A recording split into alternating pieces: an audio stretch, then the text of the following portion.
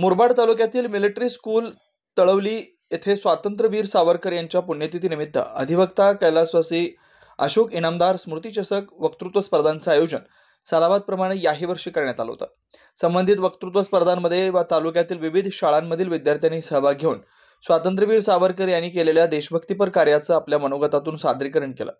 संबंधित कार्यक्रमाच्या अध्यक्षस्थानी नाट्य लेखक, दिग्दर्शक तसेच साहित्य क्षेत्रात उल्लेखनीय कामगिरी केलेले एकनाथ देसले होते। त्याचबरोबर आदर्श शिक्षक भालचंद्र गोडांबे प्रमुख पाहुणे म्हणून उपस्थित होते। तर मिलिटरी स्कूलचे प्राचार्य काशीनाथ बोहीर यांच्या मार्गदर्शनाखाली वक्तृत्व स्पर्धांचा कार्यक्रम पार पडला।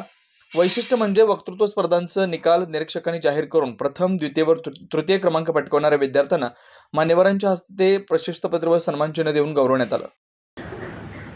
ज्या स्पर्धकांना घेऊन आले असे शिक्षक आहेत आमचे मित्र आसोले सर, संदीपान सर, पालक या ठिकाणी उपस्थित आहेत, नाणेकर, आणखी एक पालक या ठिकाणी उपस्थित आहेत, मनीष घुमणे, युवराज गायकवाड आणि श्री योगेश साबळे या सर्वांचं मी या ठिकाणी स्वागत करतो।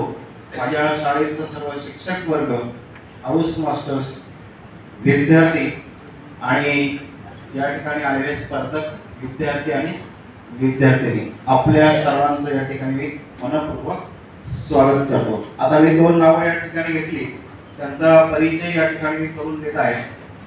प्रथमच आपल्या या शाळेला सेवा करण्यासाठी झोकून दिले। ते लहान असताना आपल्या वडिलांची नक्कल करायचे, अंगावर कोट चढवायचे, डोक्यावर टोपी घालायचे, हातात छडी घ्यायची व वडिलांच्या आवाजात मुलांची बोलायचे, त्यांना रागवायचे। हे पाहून वडील म्हणायचे, अरे असं छडी आणि लेखणे घेण्यापेक्षा तलवार आणि बंदुकी घ्या, मित्र मिळवा, शत्रूवर चाल करून जा।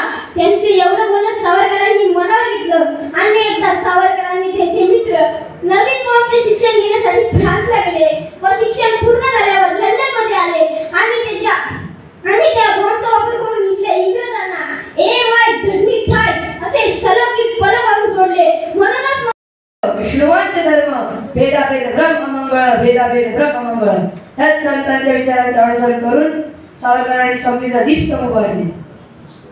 देवाला देवपण देऊन पूजणारी अनेक मंदिर झाली, पण माणसाला देवासारखे मान देऊन पावन करणारे पतित पावन मंदिर ह्याच सुपुत्रांनी उभारले। त्यामागील भावना इतकीच, ते जाती भेद विसरोनी एक हो आम्ही, ते जाती भेद विसरोनी एक हो आम्ही। सावरकरांची पुण्यतिथी, त्याबद्दल त्यांना मी सर्वप्रथम भावपूर्ण श्रद्धांजली अर्पण करते।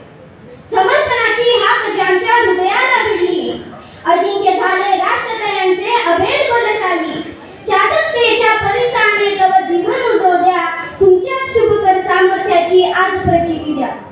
जय सुते श्री शुभमंगले, शिवा सुमते शुभदे, स्वतंत्रते भगवती स्वामहं यशोयुतामध्ये। क्रांतीतर उडी घ्यायची म्हणजे आयुष्याचा भोग करावा लागतो। मार्ग खडतर असतो, परंतु ध्येय गाठण्यासाठी निखारे पसरवणाऱ्या मार्गाने जावे लागते आणि काहींनी क्रांतीतर उडी घेऊन स्वातंत्र्यासाठी कणाकणाने ध्येय झिजवला। नेमतसी ने परत मातृभूमीला सागरा प्राण तळमळला, या अशरावर गीतातून मातृभूमीवर उत्कट प्रेम दर्शवणाऱ्या सावरकरांची जाच आठवण येते।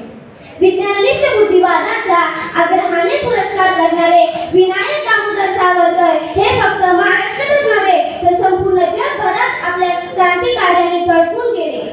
नाशिक येथील भगूर या गावी सावरकरांचा जन्म झाला।